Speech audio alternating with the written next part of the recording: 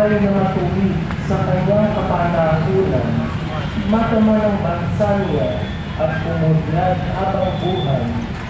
Yaong kanyang kaharian ay palawak ng palawak, mula sa ilog Euphrates sa daigdig ay kakanan. O maglilingkod sa'yo sa ng bansa. Mga aring nasa pulo at naroon sa Espanya, maghahandog ng kaloob, ihahain din sa kanya.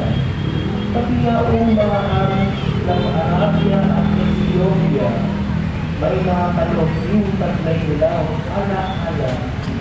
Ang lahat ng mga aring nagalang sa harap niya, mga bansay magpapabay sa kanilang tulong-tulong upang sila ay maligtas. Kung maglilingkod sa'yo sa ng bansa.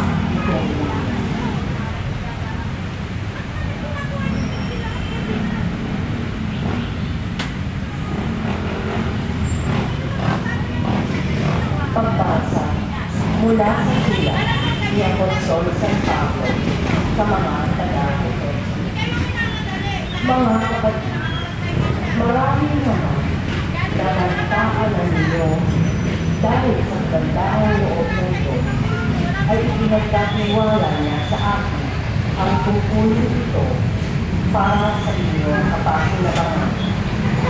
Ipinahayag sa akin ng Diyos ang kanyang bibig na panukalan.